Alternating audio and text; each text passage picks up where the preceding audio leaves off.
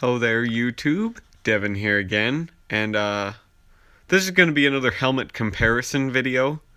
All the helmets that you see in this video will have their own videos to get into specifics about them. If you want to see those, feel free to go back through my helmet playlist and find those videos. But this is going to be a comparison of American helmets between what I consider their first helmet to the helmets, that's right, plural, that they use today, because America kind of branched out a little bit way too much, back from a country back when this helmet came out where they wanted to standardize everything for everybody, to now there's a very they changed that mindset somewhere along the way to the modern day and age, to where they now have different subsections of helmets for different jobs. So we're going to cover all of the modern ones that I have. Currently, it's not all of them entirely, but we're going to cover the three that I do have in the modern era. But first off, this helmet you see here in front of you is a 1917 A1. All right, and the reason I consider the A1 to be America's first helmet over the 1917 is because the 1917 is pretty much just an exact copy of a British helmet. Okay, so this we're going to say is the first U.S. idea and manufactured helmet. So from the beginning, this started as a U.S. helmet, and there's a lot of differences between a 1917 and 1917 A1. So you can go back and look at the video, but I'm going to consider this helmet to be America's first fully domestic, thought of and manufactured helmet. So we'll take a quick look at the liner here then. The liner is leather. It's got 4 tongues. It's got a crown pad. It's all leather. It's held on by an aluminum frame. Just a quick cover. The easiest way to tell this apart from the older ones is it has a canvas chin strap instead of a leather one at first glance, because a lot of these you find without liners. And everything is padded with horsehair. And this was our standard kind of infantry combat helmet from I think they were approved for use in like the 20s, the late 20s. They started manufacturing the Kelly helmets, and they were phased out in 1942 for the M1. But this is really our first combat helmet, pretty much in shape. So we'll bring it into the modern era now, and we'll compare it to one of my more popular videos. This is the ECH. And this came out in 2014. So from 1917, all right, because the shell is from 1917. So from 1917 to 2014, so almost 100 years, we went from this to this as far as infantry combat goes. So this helmet is probably one of the best on the market as far as standard combat helmet goes, capable of defeating rifle-level threats, which succeeds the standards of most other countries. Most other countries are pretty much typically 3A, which means it'll stop smaller caliber handguns and shrapnel, as well as your normal blunt trauma. Whereas this is more for shrapnel and blunt trauma. It's not really bulletproof. This will defeat a 7.62 NATO cartridge at a certain distance. So at point blank, there's still probably going to be a good chance of injury. So we'll spin this one around so you could get a quick look, so you can compare it to, don't mind the streamlight on there.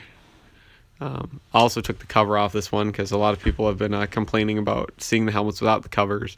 I try to do the helmets with the covers in one video and then without the covers in another video, so you can see how they look. I like to see with a bunch of stuff on them how a lot of people are running them and things like that, so you get to see them in both how they would be set up for combat and how they would be set up for a review, or like just kind of sitting in warehouse, which would be like this.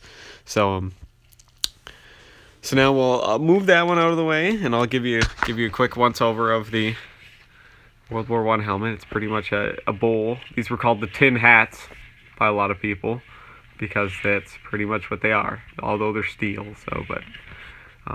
Yeah. So now we'll bring in the Special Forces helmet, because as we all know, the first U.S. Special Forces, the Devil's Brigade in World War II, used the M1 helmet, which came out just after this. You could check out my M1 video. But nowadays, they're using this. This is my Delta model Crye airframe. I explained the difference between the regular and the regular airframe in this one in the video I have on it. So if you're interested in that, please go check that one out.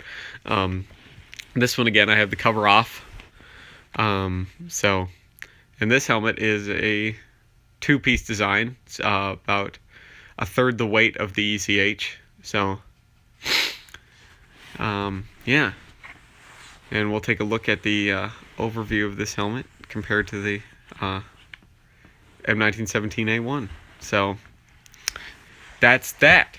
This is a very good helmet too. This one won't quite defeat rifle level threats, but it is somewhere between an ECH and your normal 3A Kevlar helmets out there. So this is kind of like a 3.5 rating as far as protection goes. It is very high cut though, so it doesn't have as much coverage. So, but that's something the Special Forces really wanted to sacrifice for movement speed and stuff like that. So, as well as maneuverability and ability to hear as far as not blocking your senses. So, and now we'll get into this one. I really debated about having it in this video, but then I realized there's a lot of instances where these are modified to be used as combat helmets. And chances are somebody with one of these has been on the front lines at some point before and been shot at. So we're going to compare it here now.